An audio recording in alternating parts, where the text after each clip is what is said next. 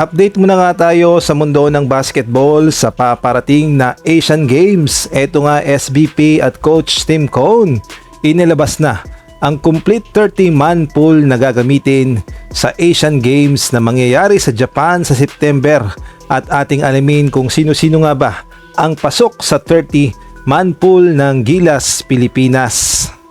At unahin na nga natin itong si Kai Sotto, ang isa sa pinakaimportanteng sangkap ng Gilas Pilipinas, lalong-lalo na sa Asian Games. Pagpasa hanggang ngayon ay questionable pa rin kung available ba siya sa Asian Games o hindi, kaya naman abangan natin. At ganun din si QMB, questionable pa rin kung available ba sa Asian Games dahil ay na rin mismo sa kanyang agent ay kagagaling pa lang nito sa kanyang natamong back injury at naghihintay pa ng clearance. Samantalang si Abay Junmar Pajardo, wala nang paligoy-ligoy, always present para sa bayan. Pagdating naman dito kay AJ Edu, mukhang mahigpit ngayon ang Japan sa Asian import at ayaw nilang palaruin ang kanilang mga players pagdating sa non-FIBA Games. Samantalang expected naman na maglalaro itong si Justin Brownlee dahil siya ang isa sa mga naturalized kasama si Benny Boatwright, at sana mapirmahan na ang kanyang pagiging Pilipino. At expected na rin na maglalaro itong si Angelo Kwame para sa bayan dahil hindi nga siya naglaro para sa Strong Group Athletics at sigurado namang maglalaro ito para sa Asian Games.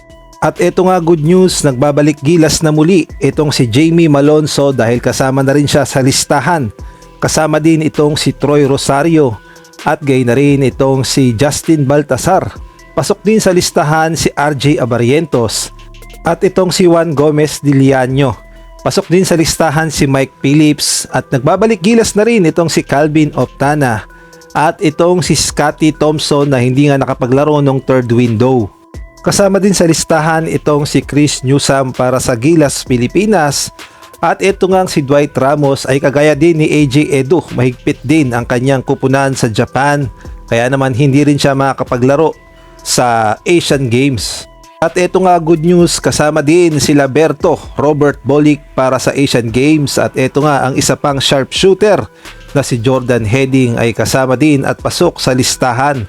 Kasama din sa listahan sila Cedric Burfield, Kaylan Chongson, Adrian Nocom at itong si Brandon Bates. Kasama din ang mga big man na sila Jason Perkins, Brandon Ganuelas-Rosser at itong si Xavier Lucero. Kasama din sa listahan sila Jerick Ahan Misi at itong si Don Trolliano.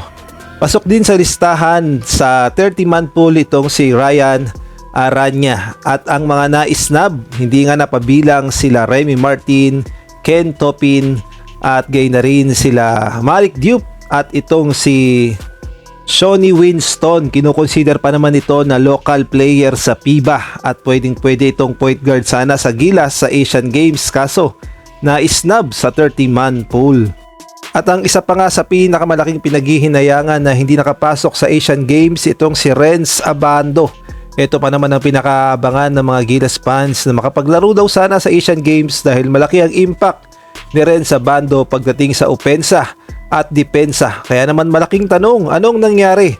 Bakit hindi na nakukonsider sila Kai sa mga lineup ng Gilas Pilipinas, partikular na sa World Cup qualifiers, FIBA Asia Cup, Asian Games, kahit sa SEA Games wala din ang pangalan ni Lakay. Kaya naman marami ang naghihinayang dahil malaki talaga ang maitutulong ni Lakay sa Gilas Pilipinas. At ito nga, may lumabas pa na report ayon nga dito kay Snow Badwa.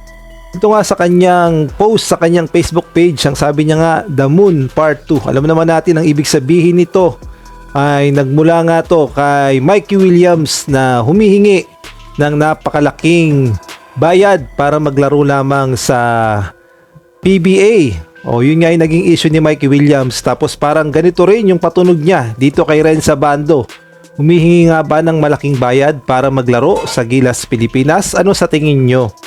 Kung nagustuhan nyo ang video na to, palike naman, pakisubscribe, pakipindot ang notification bell para updated ka sa susunod kong i-upload.